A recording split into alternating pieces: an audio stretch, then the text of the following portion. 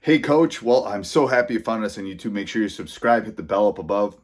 We put out content just about every day. Also, go down below and check out teachhoops.com for coaches who want to get better. If you're looking to become a better basketball coach, you're looking for a mentor, if you're looking for resources, teachhoops.com is the answer for you. Go over and check it out and have a great day.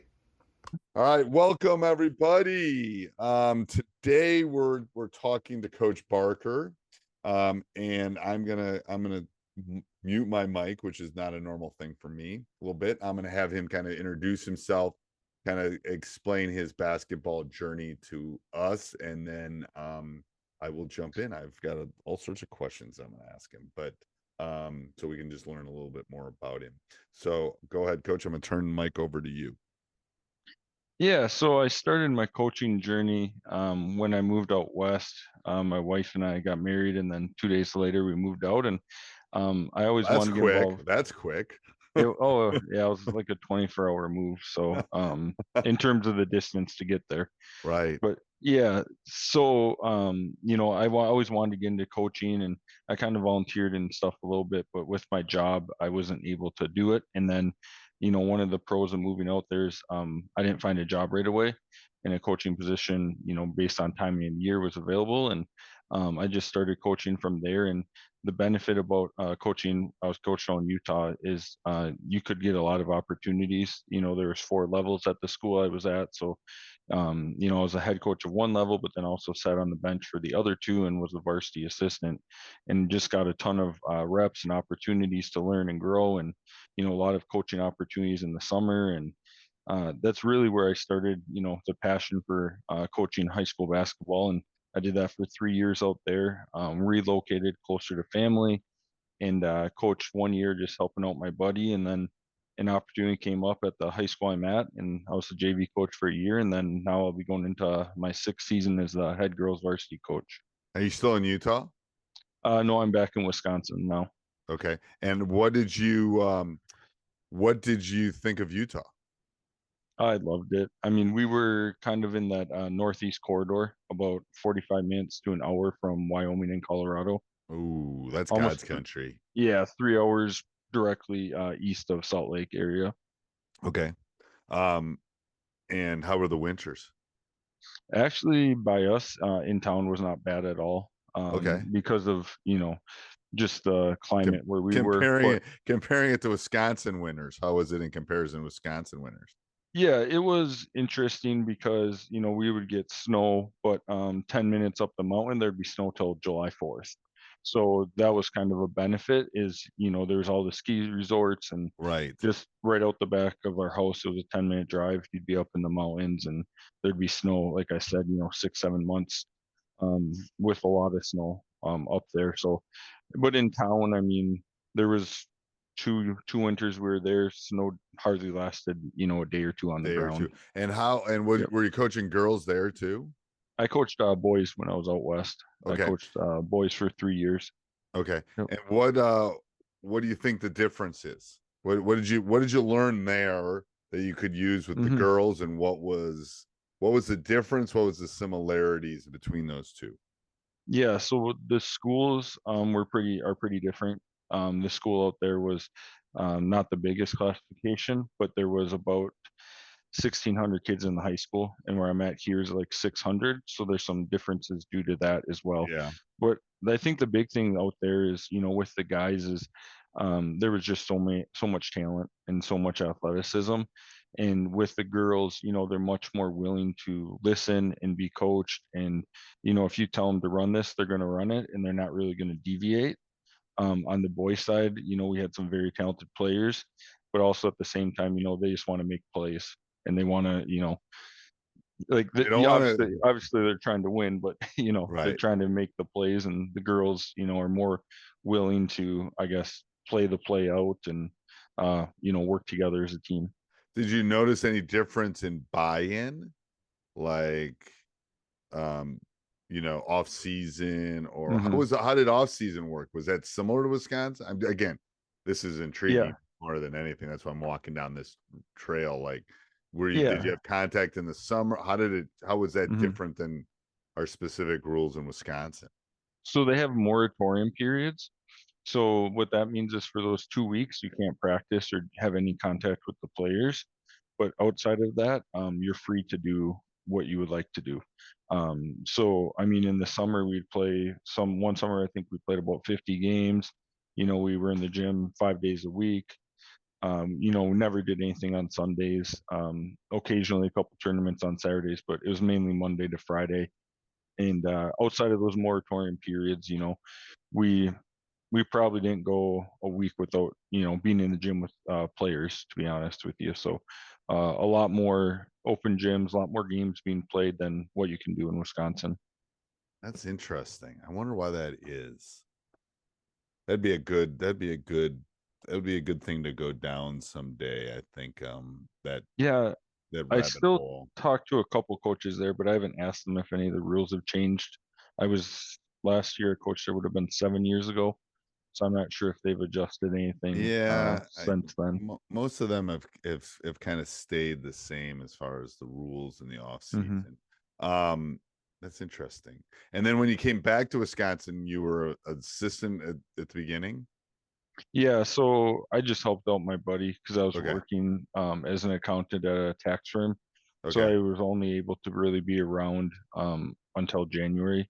And then once January hit, I was, you know, at most of the games, but probably only one practice a week. So I helped him out on the boys. He was a boys JV coach. And then the year after that is when I got the girls JV head coach at the school I'm at. And then from there, it'll be going into my 7th year with the school, 6 Okay. years varsity head coach. Okay. And what did you notice the biggest difference becoming the JV to the varsity other than those 8 inches on the bench, the slide down that I referred to it as? Yeah, no, I would say there's a lot of changes. As a JV coach, depending on what varsity coach you are working for, they include you in more things than others do. But I mean, just a lot of, with the school, there's more meetings you have to attend being a head coach, speak to the newspaper, speak to the radio. I really enjoy doing both of those, but those are just things like after games, my family is like, hey, where'd you go? And I'm like, well, want to talk to everybody, not keep them waiting. So Right. those are some of the smaller things than, having to make all the decisions in terms of when the bus leaves, planning out the budget for the off season, planning out all the open gyms, off Right. The season bucks the activities. the buck stops with you, Yep. basically. Yeah, for sure. Yeah. That's one of the big things. All right, so I'm gonna ask you some basketball specific things. If you could only do 3 things at practice, Hmm. what would you do and why? Yeah. So first I would do ball handling. And for ball handling, we do this typically every single day. We change it up of how we do it, but lately what we've been doing is we've been doing sideline to sideline on the move ball handling, and with the clock, it'll be about every 30 seconds. We'll change up what type of moves you're doing and work on retreat dribbles. That's a big one we like to work on with the ball handling. And then the last 2 minutes of the 5-minute session will be the partner ball handling, and we do that stationary as well on the move. And we keep them moving. I really don't Do you think that's a believe skill in that's staying weak for still. the girls, ball handling? I would say overall in general, yes. At the we're Division II in Wisconsin. The top programs, I think everyone on the court can ball handle, but when you get towards the middle of your conference or towards the bottom, most teams have probably 2 or 3 main ball handlers, and I think that's something that our team has definitely excelled with. Is we have a lot of people that can ball handle, so that's one thing I strongly believe in, everyone being able to ball handle, and that's one thing that we definitely want to emphasize in one of those 3 things. The other thing I'd work on would be like one-on-one finishing and working on finishing, because Like the drill, yeah, I like yeah. that. Yep. Because I mean, you're working on defensively not fouling and then finishing. So those are the two of the 3. The third one, I guess, once again, kind of speaking, maybe not necessarily to how I coach, but it would be 2-on-1, 2-on-1 side top side. That's another drill that we do every day. So the players are at a disadvantage when they're on defense is the one, and they have to work on the different angles on the offensive side, based on if the starting on the side, top or side, and figure out the spacing. So those three things would be what I'd work on. And we like to play fast, and I believe in all players on the team need to be able to ball handle, finish, and then defensively, when you're at a disadvantage, be able to contest without falling and You make got to that get easy offense buckets. make the Find a extra way. I always pass. tell coaches, you always got to Yep. find a way to get easy buckets. Like, how Mhm. can you get easy buckets? Like, is it transition? Is it out of bounds plays? Is it quick hitters? There's got to be a way that, Yep. or maybe you got a guy or a gal that, Mhm. like a Caitlin Clark. Like, you got someone they're Mhm. gonna just go get you buckets. So you don't have to worry about it as much. I know it's yeah, okay, perfect. How do you practice plan? Yeah, so I have changed this over the years, and I've listened to a lot of different podcasts, and yours as well. I've listened from day one when I was coaching out west, and I've reached out to you a couple times. So I always appreciate all the help you've provided. When it comes to the practice planning, I've kind of adjusted this as we have our first 45 minutes of practice are essentially the same every day, and then we work on what we need to, kind of in the middle block of practice. And then towards the end of practice, it's more skill work, shooting, and free throws. Definitely is one that we hit every single day. So our first 15 minutes of every practice is ladders, bands, agility, core, and we do that for 15 minutes on the court every single day. Really beneficial on the girls' side, and Yeah, with yep. knees and hips Hmm. and oh yeah, all that stuff. It's like, has that helped? Have you think that you've seen some Oh, observational studies with that? dramatically. Yeah. Yeah, I mean, we've had two injuries the last 2 years. One, a girl was going one direction on defense, get a loose ball. The opponent was coming and she stepped on her foot and then she tore her MCL. So I mean, it's a contact injury. And then the other That's one, bad luck um, on that one. yep. Yeah. And the other one was kind of similar. Last game of the year, a girl got her foot stepped on and she just strained her calf. But outside of that, we've had no rolled ankles, nothing. Essentially, what I call it's like contact injuries. We've had two of those, and we've had nothing else. And in the girls' games, in particular, they're playing down on the ground, so the more quickness you have, and also being able to handle those bumps, or with stronger lower half, and protect your knees, like you said. So we do that every single day, and thoroughly believe in that. And then from there, we go right into our 5 minute ball handling. Then from that, we go into 5 minute one-on-one finishing. Then we do our 5 minute two-on-one. And then from there, we do free throws. And then after the free throws, we'll go into 5 spot shooting, where the players have to make 5 before they miss 3, and we have 5 minutes to go all 5 spots. So if you're at like the third spot and you miss the third, you're all the way back to the first spot. And Oh, we really I like like that. that, because they have to emphasize, and we always say, like, when it's at 2 misses, we always just say gotta have it, right? Because if you miss that third one, you're back to the beginning, and you see the players really start to support each other. And when they're not talking, as coaching staff, we have to say, hey, I get it. There's a minute left and we're at spot one. We might not make it all the way, but there's no reason you're not being a teammate right now. Right. Have to continue. So that's a good one, that we really like to emphasize. Passes to the targets, being ready, because you can't waste any time. You got to work as a team and get up your shots. So we do that, and then from there, we go into what we call another finishing, like horseshoe finishing, where we'll break them up to 3 hoops, typically 4 players per hoop, and you have to go 50.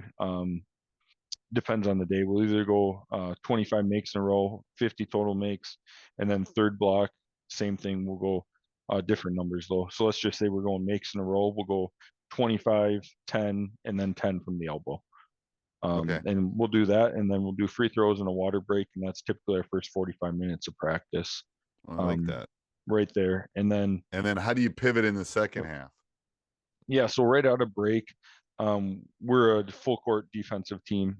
We run a 1-3-1 with a couple modifications in the full court, and that's what we've run all but 2 possessions this past season, and last year I think we're about 95% running that. And anyways, so what we do from there is we'll work on a 1-3-1 depending on the day, how close we are to a game. We'll either do it in the full court or we'll do it in the half court.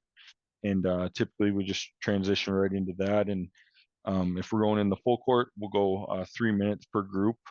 But when I say group, it's not like equal fives. We'll do our 5 starters, and then we'll rotate in a couple subs, and continue to work that.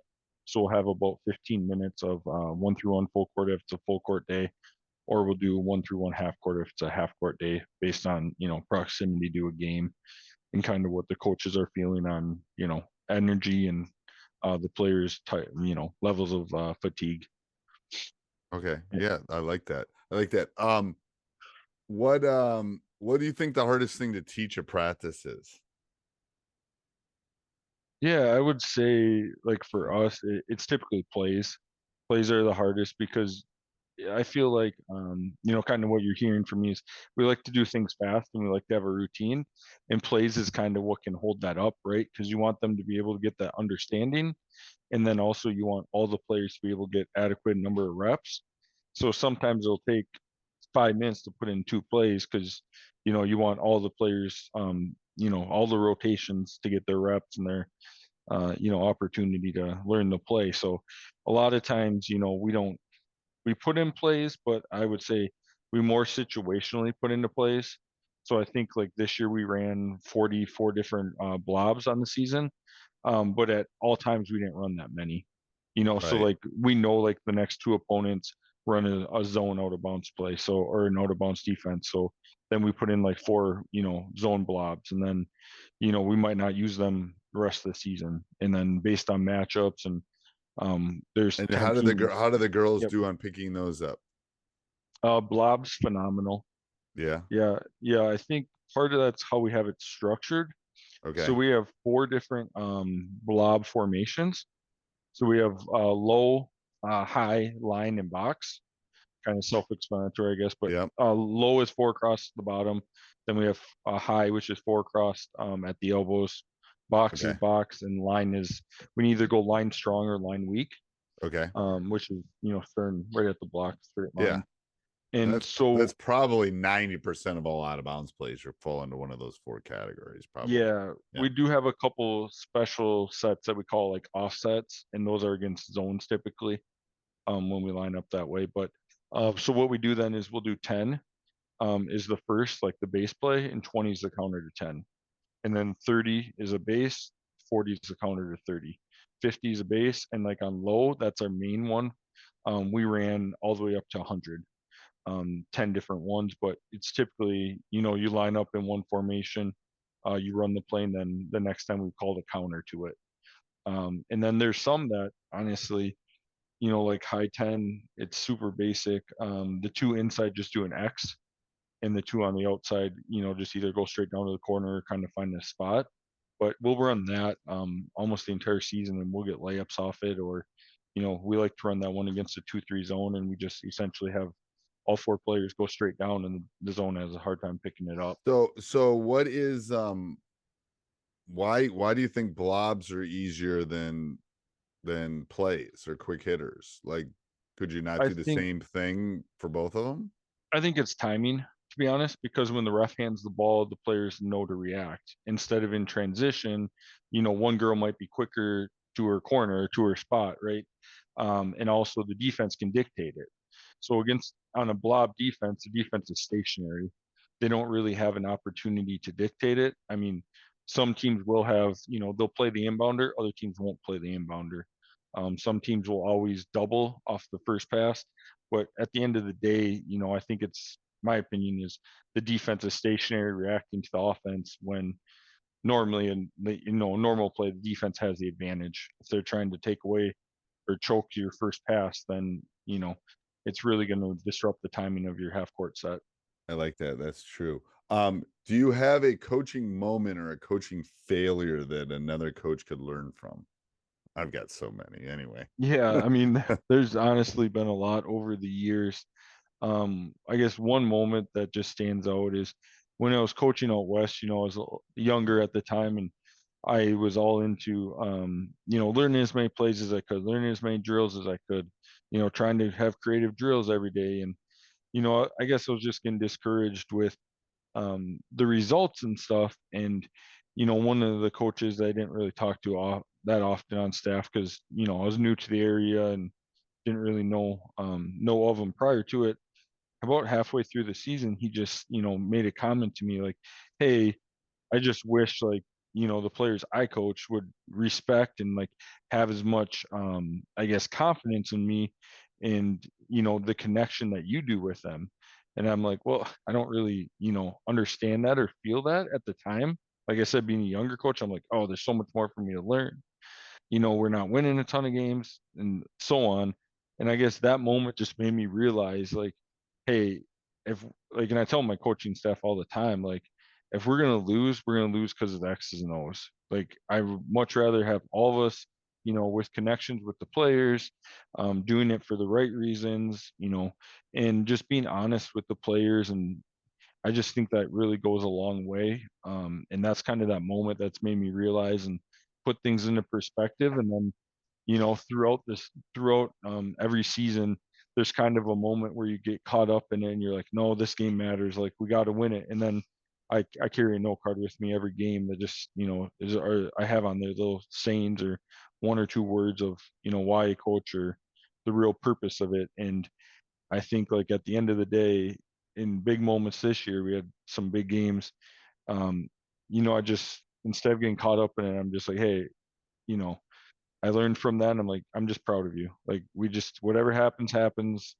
We've worked hard. We've done it. Like, let's just enjoy it. So that moment is, I guess, forever stuck to me. And I mean, I'm just really appreciative, that coach, kind of made me as a young coach understand Right. what's important. So, yeah, I like that. So let's say I came in, didn't say a Hmm. word, sat in your practice for an hour and a half, and then just walked out. Hmm. What would I see and what would I walk away with?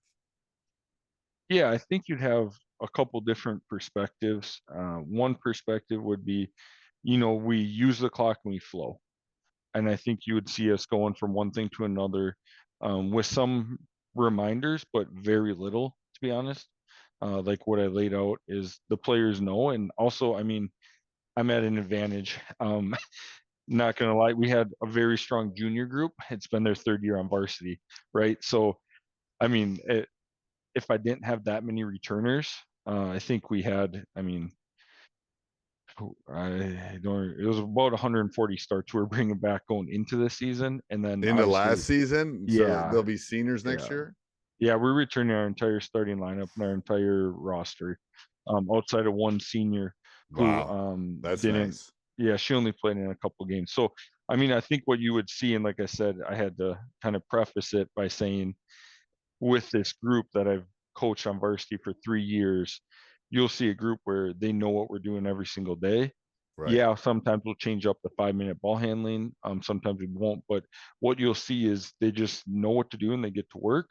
The other thing that I've been told by coaches, because we bring a lot of coaches into practice, that's one thing I truly believe in, is different perspectives. And we have a whole course about that, that we work on throughout the season. But the other thing you would see is I'm very detailed and hard on the players. So many people say it, but at the end of the day, like, this was the other thing I learned, and I don't recall when, but early on in coaching, on the court, I'm a completely different person than when we walk right off the court. And Right. everyone's like, how do you do that? And part of it's, I'm not a teacher. I work in, the finance field. And I think like, hey, you got to be very detailed and strict. And I'm in accounting. I can't make mistakes, right? It's just it can't happen. Yeah. So on the court, you'll see me like on the player yelling at them, all this. I don't really yell much, but I talk loud when needed. And then as soon as we step off the court, it's just joking. And like coaches are like, wait, what happened? You're just getting on her about this, but now you're joking, with her about Right. you know whatever the case may be. So I think those would be the two biggest things you'd pick up on is, hey, this team just flows. Like it's just one thing to the next. It just goes. The other thing would be, how detailed and strict we are with things. But then how much fun we have as soon as we're on a water break. Details win. Details win. I'm Oh yeah. convinced of it. I'm convinced of it. I'm gonna drive myself nuts if they don't. I I mean, that's know. that's It's one thing like, we well, focus and it's on. like I've done what I described, and it's like the amount of wasted time I've seen at practices. It's like I tell them sometimes, even in like November, in January, February, March, it's like we should have a 70-minute practice, and it ends up being a 2-hour practice because Mhm. we're not precise, we're not getting things done. It's like I think that's good, and I think they're missing that. I That think is that one thing that drives me nuts is like some of our youth coaches, they'll sit and try to talk to the players for 10 minutes. And I'm like, instead of explaining to them what to do for 10 minutes, right. let them get the reps for 10 minutes. It's Yeah, much and more I important. do some of that in pre-practice, but Hmm. for sure. Yeah. So you definitely be a shot clock person in Wisconsin. Oh yeah. I'm for it. You filled I, out that form today. I'm sure you filled yeah. out that Yep. form really quickly. No, I did. Yeah. You filled it out right away. But honestly, like, offensively, it probably would have impacted us a little bit, which is weird of how fast we play, but we do swing like, and I've been rewatching our games from last year, just, kind of notes and stuff, and it's fun to do. So anyways, there's times I didn't realize like we'd have the ball a minute and a half on offense. And like we're Right. not trying to. Like, we're driving and kicking, and like the one I time think I that's the counted, one thing that makes basketball unique, though. And yeah. that's what's going to make it very vanilla when Mm-hmm. they change it, because the change is coming at some point, I Yep. think. But that you can do that if you want. Mm-hmm. Now you can't if they go to the shot clock. You won't be able Yeah. to do that. So that's the Yep. one thing I'm a little thing. What's the biggest change you've seen in your 10, 12 years of coaching? Yeah, I would say at the end of the day, it varies a little bit from being in Utah compared to Wisconsin, and then the boys to the girls side. But just in general, the ebbs and flows, I think, with offense in terms of like pick and rolls. I think, when I started on the boys side, a lot of times it was a pick and roll action, right? You wanted to get in a high pick and roll and have the defense see if they're going to tag, see how they're going to defend the roller. And then when I started coaching on the girls side, there was some pick and rolls, but right now we don't really face many pick and rolls, to be honest. It's a lot more cuts and that type of thing. And on the girls side, at least the competition we play, there's not many picks. We started doing it a lot with our guards. We typically do our guard to guard pick and rolls. And I mean, we have everyone on our team can ball handle. We don't really have a true post. So it's kind of why we do it as well. But I mean, we've transitioned or switched a lot of what we do into DHOs and zoom action as well. And I think those are just a couple things that are kind of getting more popular than when I started coaching. No, I think that's a yeah. I think the kids are obviously they're more skilled, but I think with all these personal trainers and all the Mm-hmm. shooting, and I just think they're able to create better too than they were 20 years ago. At least for me, that's one of the perspectives I see. Um, all right, I'm gonna ask you some rapid fire questions here. Okay. Favorite brand of basketball? Spalding. Okay. One word to describe your ideal player. Versatile. Okay. You go to one sporting event in the entire world, what would it be and why? Um,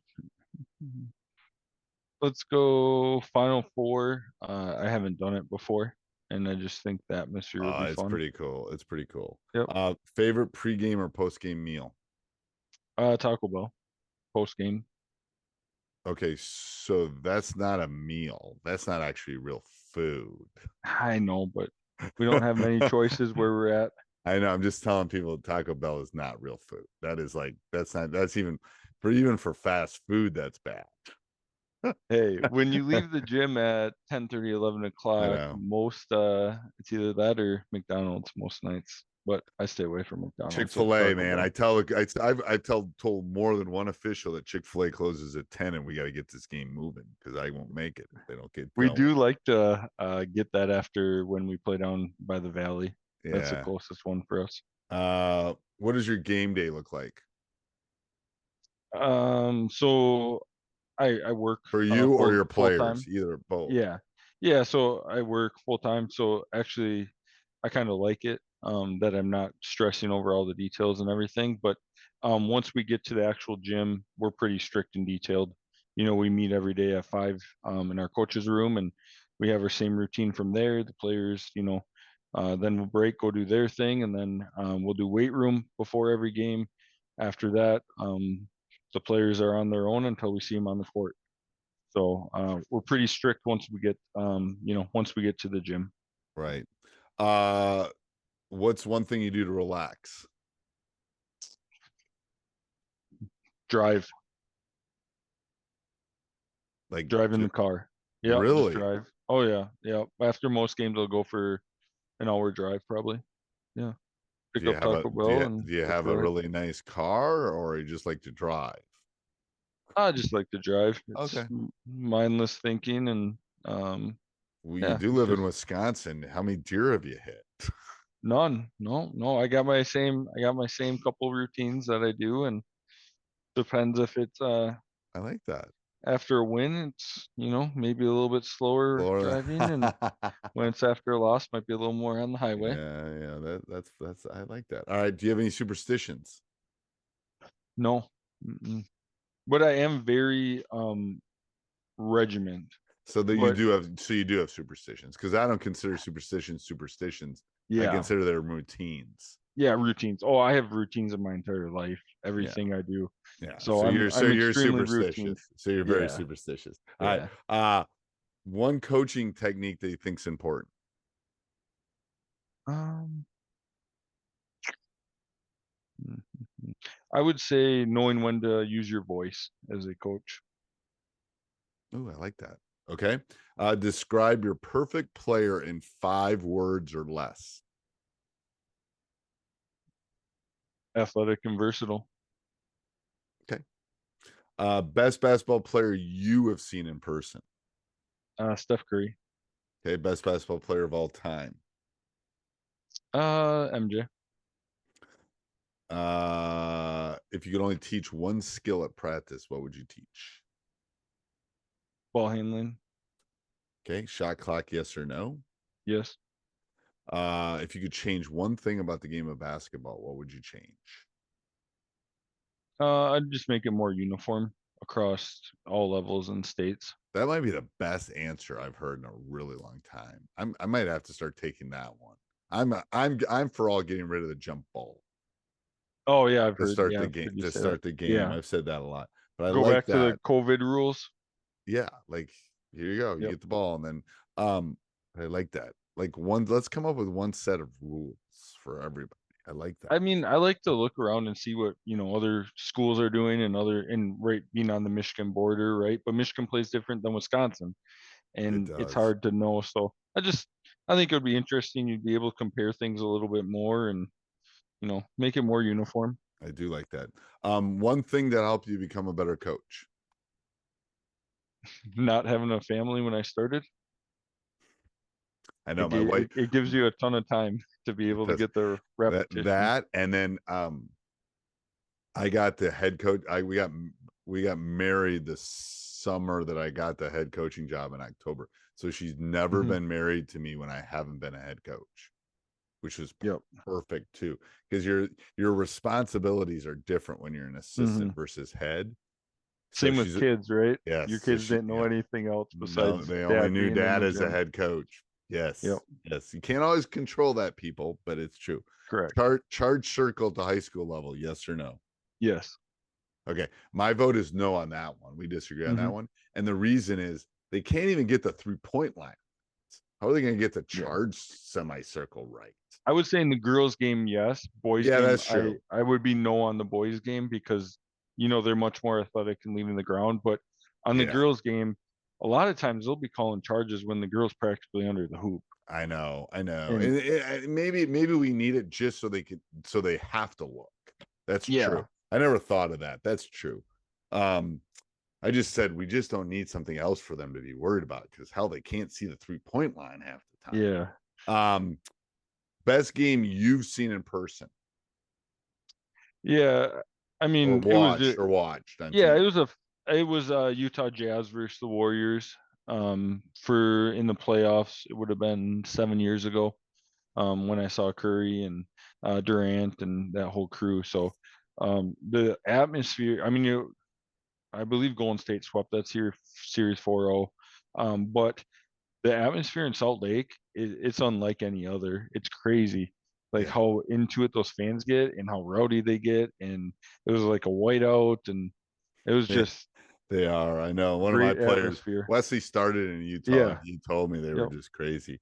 Do you have a favorite quote or saying or mantra?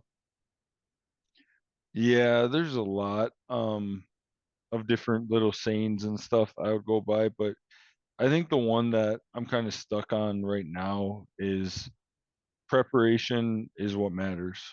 And it's, I mean, kind of simple, but you got to be prepared. And that's one thing, that I truly believe in all aspects of, I coaching. love that. I love that. I sent my guys today because I just always Mm-hmm. communicating with them, and I sent, and I got a couple thumbs up. I should have got more. I wrote, it says, in 6 months you will have 6 months of excuses, or 6 months of progress. The choice is yours, because we're about 6 months out from the start of the Yeah, season. So we're gonna have six that's months of crazy. excuses or six Hmm. months of progress. You decide. It's up to Yeah. you at this point. So you just got to keep throwing those little, you know, uh, I don't even know what I would refer to it, little candies to them. I sent that to him today. Just as like, hey, coach is still here. I don't see you all every day because I don't all have you in class, but I just want you thinking about it. Um, one thing you would tell your younger self. Relationships is what matters. Don't worry about learning plays and don't worry about fancy drills. And honestly, And the X's and O matter. Don't get me wrong, but yeah, I don't want to be out coached. But if they mhm, won't fight you for you, it won't matter because you won't have a job very long. correct. The amount of time that I've experienced the X and O's mattering is probably less than 10% of the games. The more skilled team is probably Tends to going to win. win. Tends Yep. to win. Yep. Quarters or halves. Halves. Okay. Um, one word to describe your coaching style. Detailed. Best basketball coach of all time. Um, yeah, it might be. I think Brad Stevens.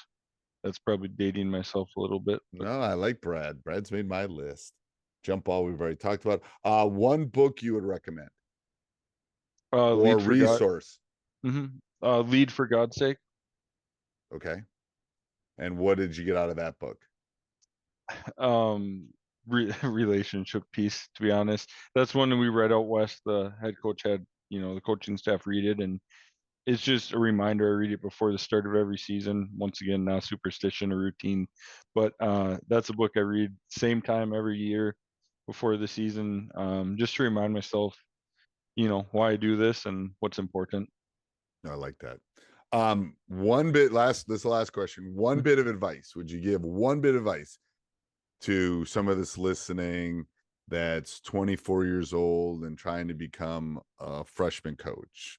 What would be your one bit of advice to them moving forward for the next maybe 30 years? Yeah, I think the biggest thing is um, put in the time to learn, but stay true to yourself. So learn as much as you can, figure out where you want to go, and then just stick to that one or two things. And every year, kind of hone it to a new level. And don't try to do too much. Don't drastically make changes.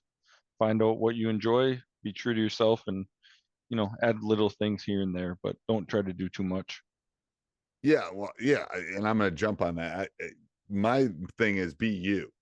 There's only Mm-hmm. one of you. There's 8 billion Yeah. people in the world. There's only one of you. You ain't going to be Coach K. You're not going to be Coach Guard. You're not going to be Mhm. Coach Calipari.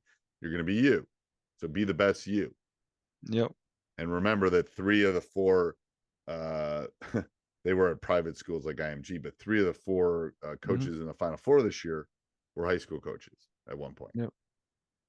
So, just be you. If you're good, they'll find you. Mhm. And you'll have chances to move up. Trust me. Just be Yep. you. I know. I love that. All right. Thanks, Coach. That was perfect. Hey, Coach, so glad you enjoyed the video. Make sure you subscribe and like. Second all, go check teachhoops.com for coaches who want to get better. Let me help you put banners and stuff in your gym and become a nationally ranked coach, win more games in less time. Teachhoops.com is a community that will allow you to do that. Go over and check it out, and go check the next video out. Bye.